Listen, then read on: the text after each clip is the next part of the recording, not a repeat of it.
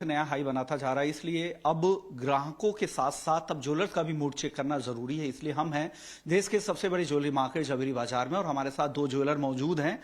Silver emporium group के chairman Kantilal Mehta हैं और साथ ही सिल्वर एम्पोरियम ग्रुप के ही पार्टनर है कौस्तुभ मेहता। शुक्रिया आप दोनों का, आप दोनों ने वक्त निकाला हमारे दर्शकों के लिए। सबसे पहले मैं सर, ग्राहकों के बाद ज्वेलर्स का क्या रिएक्शन है, क्योंकि ग्राहकी को लेकर कहा जा रहा है कि ग्राहकी उस तरह की हो नहीं रही है, ऊंचे भाव से लोग अभी बच रहे हैं, कीमतों में स्थिरता का इंतजार है, ऐसा कुछ है क्या?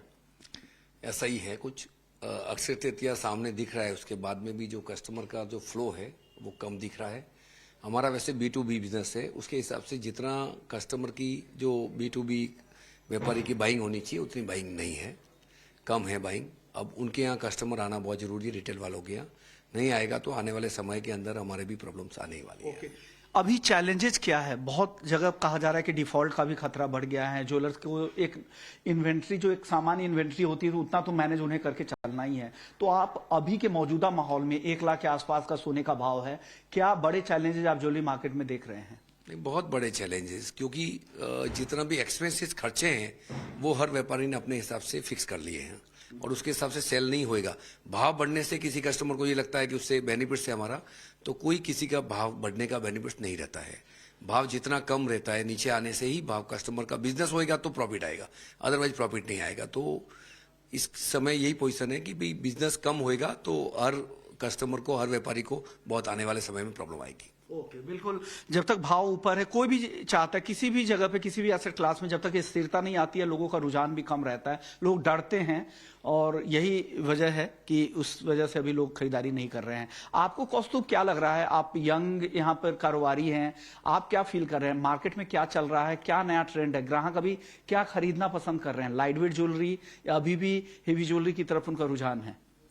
ऑफ कोर्स काफ़ी जो एक्सेसिबल मार्केट है, जो लोग, जो मास मार्केट जो हम कहते हैं, जो मेजर पॉपुलेशन को कवर करता है, वो मेजरली लाइट वेट में शिफ्ट होने की तरफ जा रहे हैं। और प्लस कैरेटेज, जैसे 24 कैरेट, 22 कैरेट, 18 कैरेट, आजकल 18 कैरेट, 14 कैरेट, 9 कैरेट की भी डिमांड आने लग गई है। सो उस हिसाब से कैरेटेज भी धीरे धीरे लोग प्योरिटी ऑफ गोल्ड भी कम प्रेफर करना चाह रहे हैं। Of course standardise government norms के हिसाब से, बट हल्के से कैरेटेज कम में भी लोग प्रेफर कर रहे हैं, क्योंकि लुक और फील सेम आए बट बजट वाइज और एक्सेसिबल हो जाए उनके लिए ज्वेलरी। ओके, 18 कैरेट का नया प्रचलन अब धीरे धीरे बढ़ रहा है। पहले मेट्रोज में हम 22 कैरेट की ज्वेलरी देखते थे गोल्ड में, अब 18 कैरेट की भी डिमांड बढ़ने लगी होगी। तो आप लोग कुछ अपने वैल्यू चेन में कुछ चेंजेस कर रहे हैं? करेक्ट।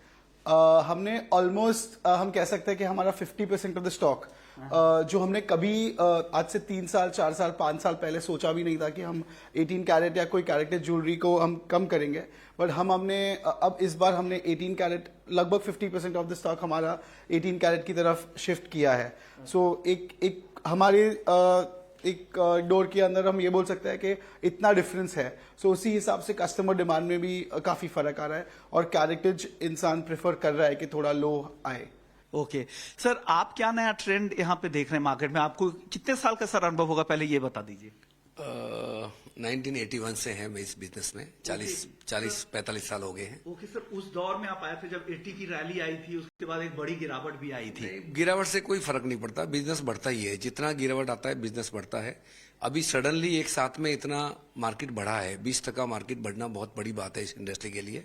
उससे कस्टमर रुका है, लेकिन जैसे ही ये भाव स्तर हो जाएंगे, कस्टमर को लग जाएगा कि यहाँ से ऊपर की तरफ जाने ही वाला भाव, तो कस्टमर वापिस मूव करने शुरू हो जाएंगे।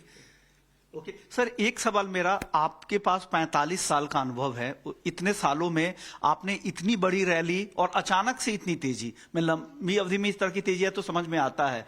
3-4 महीने में 30-35%, एक साल में इंटरनेशनल मार्केट में देखिए तो 50% की तेजी, यहाँ ड्यूटी की वजह से तेजी कम हो सकती है। क्या इतनी तेजी आपने कभी देखी है 45 साल में? नहीं देखी कभी, इस टाइप का सडनली ऊपर जाना कभी मार्केट में कहीं नहीं देखा मैंने। 45 साल के पीरियड में कभी ऐसा नहीं देखा कि इस टाइप का जंप भी कभी इस मार्केट के अंदर आ सकता है। सोने के अंदर, चांदी के अंदर इतना बड़ा बुलिश होना और एक साथ में बढ़ना, ये मार्केट के लिए अच्छा सिनेरियो नहीं है, ये मार्केट के लिए खराबी है। लेकिन अभी कुछ वर्ल्ड की जो पोजीशन है, जो ट्रम्प ने जो अभी जिस हिसाब से ये जो चल रहा है अमेरिका का, उसके हिसाब से भी मार्केट के ऊपर बहुत बड़ा असर है। आने वाले समय में क्या होगा मालूम नहीं। 3 महीने का टाइम अभी इंडिया को दिया हुआ है, जो वैसे तो देखने जाओ तो इंडिया के लिए बहुत प्लस पॉइंट है कि कम से कम 3 महीने के लिए कोई ड्यूटी नहीं बढ़ाई है। अब ये सबसे बड़ा असर एक्सपोर्ट पे आएगा। यदि गोल्ड का एक्सपोर्ट जिसके अंदर 27% ड्यूटी लगा लेवे तो गोल्ड का स्टॉक एक्सपोर्ट का खत्म हो जाएगा। पॉसिबल नहीं है आज की डेट में। जैसे गोल्ड की ज्वेलरी के ऊपर 6% था, 6 का 10 किया तो 10% के अंदर भी एक्सपोर्ट करना बहुत मुश्किल हो गया।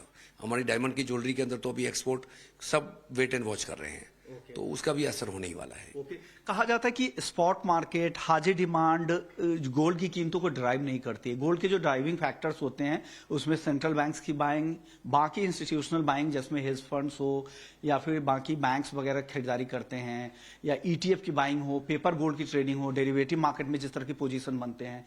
क्या लग रहा है इस बार की तेजी के पीछे क्या है? नहीं, वर्ल्ड मार्केट की जो पोजीशन है उसके हिसाब से ये मार्केट बढ़ा है, और जो जिस तेजी के हिसाब से बढ़ रहा है उससे सेंट्रल बैंक वगैरह सब बाइंग तो कर ही रहे, लेकिन उस बाइंग से इतना बड़ा फर्क नहीं पड़ा। सबसे बड़ा इसमें कुछ जगह पे ऐसा लग रहा है कि कहीं सट्टा भी घुसा हुआ है। तो कस्टमर को भी बहुत सोच समझ के ही बाइंग करनी पड़ेगी। सबको तेजी लग रही है, मार्केट तेजी में मूव कर रहा है, लेकिन कहीं भी इसमें करेक्शन आने के चांस है, और करेक्शन आने के बाद में कस्टमर को बाइंग करनी चाहिए। तो करेक्शन कभी भी आ सकता है, इसका ध्यान रखिएगा। कोई भी मार्केट, कोई भी एसेट क्लास जब बड़ी तेजी दिखाता है तो करेक्शन भी ज्यादा बड़ा होता है। जितना डीप यहां पर करेक्शन, जितनी डीप यहां पे तेजी होगी उतना ही डीप करेक्शन भी होता है। आपको क्या लग रहा है इस मार्केट की तेजी को देखे? हालांकि आप काफी यंग हैं, लेकिन मार्केट के डायनेमिक्स को समझते होंगे, पढ़ते होंगे, क्योंकि आपको अपनी इन्वेंट्री देखनी है, कस्टमर्स देखने हैं।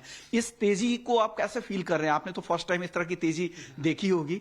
सर ने तो कई बड़ी तेजी उतार चढ़, इतनी बड़ी नहीं लेकिन 2012, 8-9 की तेजी, कोविड की तेजी, 96 और 1980 की तेजी भी इन्होंने देखी। आप क्या फील कर रहे हैं इस मार्केट में? एज अ जूलर हम आपको ऐसे कह सकते हैं कि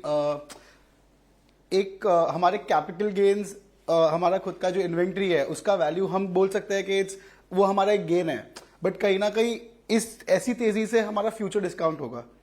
मतलब उतना कंजम्पशन, उतना सेल्स हमें कहीं ना कहीं वो अफेक्ट होगा ही होगा। सो ऐसी तेजी तो मैंने भी जैसे आपने कहा कि मैंने तो फर्स्ट टाइम ही देखी है, बट जैसे अंकल ने भी कहा कि इस सब के बाद थोड़ा करेक्शन तो एक्सपेक्टेड है ही है, क्योंकि कोई भी चीज इतनी बुलिश होनी is also not digestible to any consumer. Sir आखिरी सवाल आपसे, ये एक रिटेल ज्वेलर के लिए सबसे बड़ा नुकसान क्या है इस तेजी में? नहीं, रिटेल दुकानदार के लिए सबसे बड़ा उनके खर्चे फिक्स है, और कस्टमर मूव कम हो रहे हैं, कम आ रहे हैं कस्टमर, तो उससे बहुत बड़ा लॉस है उनका। क्योंकि कस्टमर नहीं आएंगे, रिटेल कस्टमर ही नहीं आएंगे तो माल किसको बेचेंगे? तो और जो खर्चे हैं वो फिक्स है, उसको रोक नहीं सकते हैं। तो रिटेल कस्टमर नहीं आएंगे तो आने वाले समय में दुकानदार को, B2C वाले को प्रॉब्लम आने वाली है। बिल्कुल, ये काफी जेन्युइन बातें हैं। अगर उनकी ग्राहकी नहीं होगी तो उनके फिक्स खर्चे, जो ऑपरेशनल रोजमर्रा के खर्चे हैं, उस पर असर होगा। अगर वो यहाँ पर कटौती उसमें करेंगे तो B2B में फिर जो होलसेलर है, मैन्युफैक्चरर है, उन पर भी असर धीरे धीरे उसका होगा। तो जरूरत है कि मार्केट स्टेबल हो या फिर कुछ करेक्शन आए, ताकि ग्राहकों का भरोसा वापस से उस भाव पर आए और ग्राहकी लौट कर आए। शुक्रिया आप दोनों मेहमानों का, आप लोगों ने वक्त निकाला और हमारे दर्शकों को गाइड किया। तो ये थे 2 ज्वेलर्स सिल्वर एम्पोरियम ग्रुप से, जिन्होंने गाइड किया आपको गोल्ड मार्केट को लेकर। उम्मीद करते हैं कि आपको इनका गाइड पसंद आया होगा। इसी तरह कुछ और ज्वेलर से आगे भी बातचीत होगी, तो आप बने रहिए हमारे साथ।